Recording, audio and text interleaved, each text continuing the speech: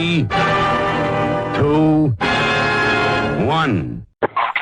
All parties involved believe the added resources and time, in addition to input from the golf broadcasting veterans of CBS, will result in something special. A disc golf production of unprecedented quality designed to capture the attention of those new to the sport. Hell to the yeah. I mean, there are some people I'm talking about said there's like several million, if not more, new people that are playing disc golf now than there were pre-COVID. That's wild. That's like more than double. And you noticed it with your sales. Oh, yeah, for sure. I mean, many times over what we did last year this time. Throughout this COVID thing, I've been super busy with sales, whether it's a retail side of it or my wholesalers. I'm getting more and more wholesalers like Garen. You've got to get more stuff to me, man. We're running out. We're selling through. And then I'm asking them about other products, and it's like across the board. It's not just Black Zombie Disc Golf. It's like baskets, Innova, Discraft. I mean, obviously the TDs out there are getting hurt because they can't run the tournaments, but sales and the plastic and the baskets and stuff is really turning, and it's turning these people into where they want to learn, they want to see stuff. So it's just perfect timing to get them on TV and watch them play some disc golf. And I mean, everybody in the background is wearing masks, so it's kind of showing off that they're still being socially safe per the requirements of their area. They're recording. That was cool. I watched Nico LaCastro make his winning putt today. Got to watch that.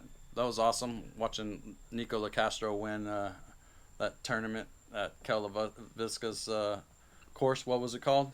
Course? Don't know. I can look it tournament? Up. Well, if I can figure it out, we can put him up here. And, making the putt? Making the putt. And I'll look it up here.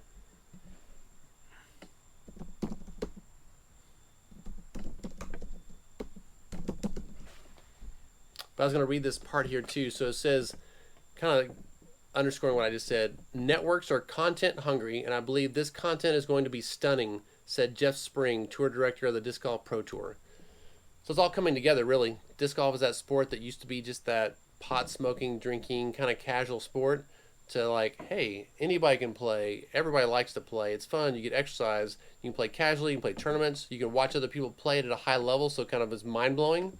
Throwing 600 feet and placing it where you want to place it. It's kind of, I mean, these guys on the CBS tournament, which I didn't watch. I watched a few clips, but they're disc golfers now, like tuck in their shirts, wear nice clothes. It's like not just your ratty t-shirts. So they look like a ball golfer until they grab and pull out the frisbee, and then the person who's like, "Hey, honey, look, it's golf on TV." It's like, that's not golf. That's not golf. And then they throw 600 feet, and they're like, "I think I'm gonna sit down and watch this." Yeah, that's cool. Oh, but we're looking up the name of the. I don't know. That goes back to 2009. This is a tournament that was this weekend.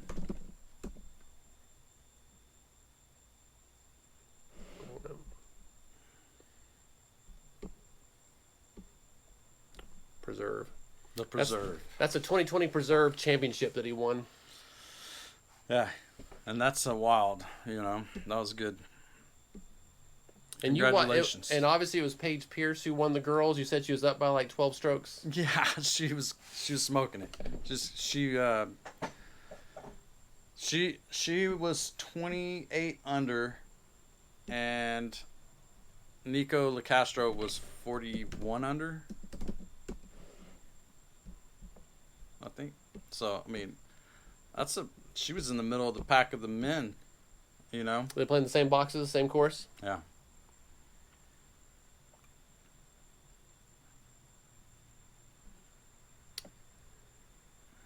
Oh, there it is. Oh, look at all these. So I'm on the PGA website right now looking at some stuff, and there's a lot of these that are canceled out. Yeah. And I've never even looked at here to look for those cancellations, but I'm assuming that's kind of been ongoing for you guys looking for tournaments in your area and seeing every couple of them are like, canceled. What is it? And this one just got put on. There it is, a Preserve. 121 players. Nico. Holy wows. So 3 rounds at the Preserve. Nico's first round was 10.75. That was tied with James Conrad, and just James Conrad. Second round, 1070. Only person that beat him was Calvin Heimberg. I heard he was actually really killing it out there. Yeah. And Eagle did good with a 10 set, tied up Nico in the second round. Not tied the score, but tied for that round. Those are the hot players there. And then the final round, Nico, I hate to say fell apart because he shot a 1038. But he shot a 1038 right around. Simon Lazat tried to really come back. I mean, I need to go back and watch it. I haven't watched it. But Simon shot a 1063 to come back within one stroke of beating Nico. And then Keith Emerson a 1080. I didn't even hear about that. Yeah, he was already he was finished before they had their last 3 holes. So Keith Emerson already had the score that they had going into the last hole.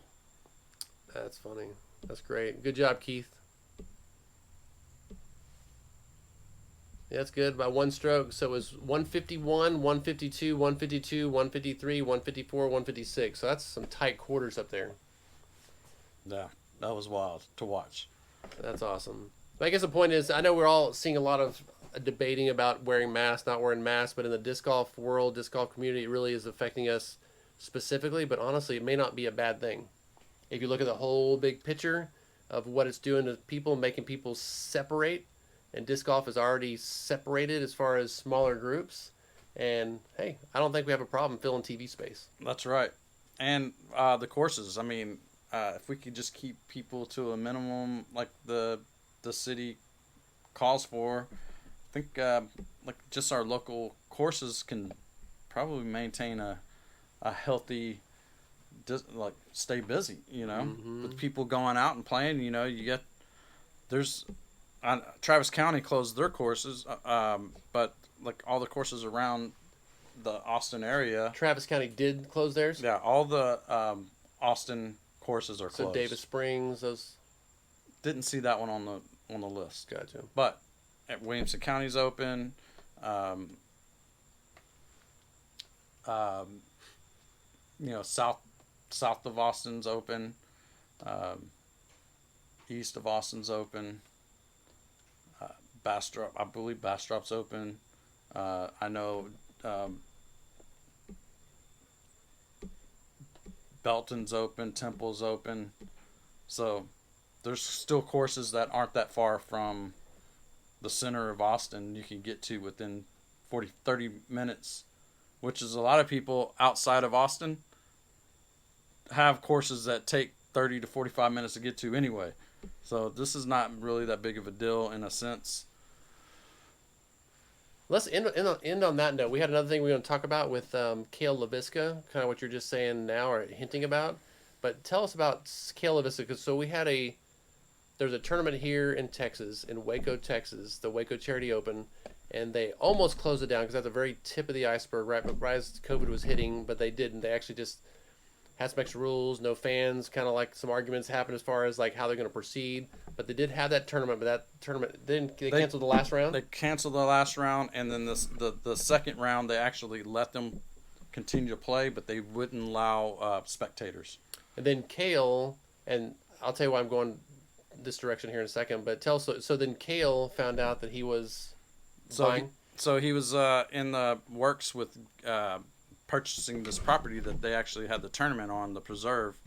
Got the phone call the day of the second round that they wanted to work out the deal. Oh, is that where this tournament was played? On his place? Okay. So it was actually like full circle for me, like catching up here. Like the COVID thing happened.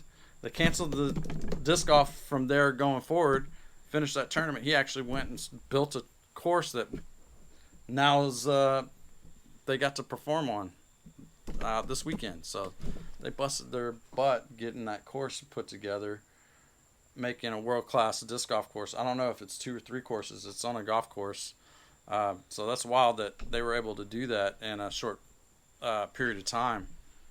And made it on television where I could watch it. It was live.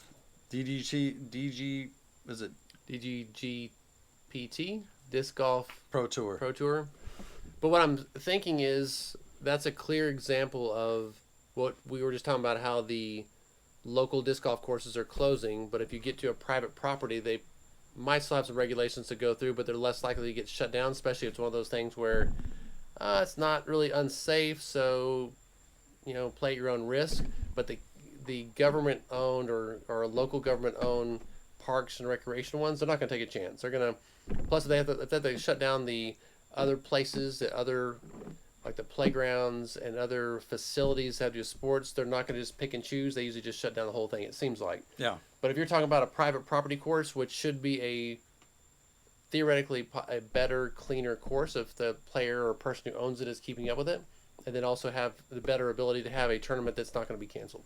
No, if it's a private property, more than likely you're going to be able to have a tournament if you're following the PDGA requirements that they put in place. Like when we put on that tournament, there was requirements for us to follow to put it on, even though there was COVID. We got lucky. Had our tournament. So here it says here for the SC Times, world-class disc golfer opens high-caliber courses in Clearwater. Disc golf has always been a passion for Cale LaVisca growing up. As an adult, that passion expanded as he wanted to share the love with other people. He decided the best way to share it was to create new disc golf courses. And I guess that's kind of one of his dreams of not just being a high-level disc golf pro, but to actually get in there and make something special. And that course looked awesome. It really did. All right, well, thanks for tuning in to BZTV. Kind of wanted to hit you up about the mask. Please make some comments down here, share this video, and let us know what you think about while you're out there playing disc golf.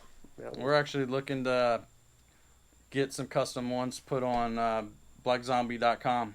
Yeah, but until then, go to blackzombie.com and get you some cool discs, merchandise. You have something going on right now?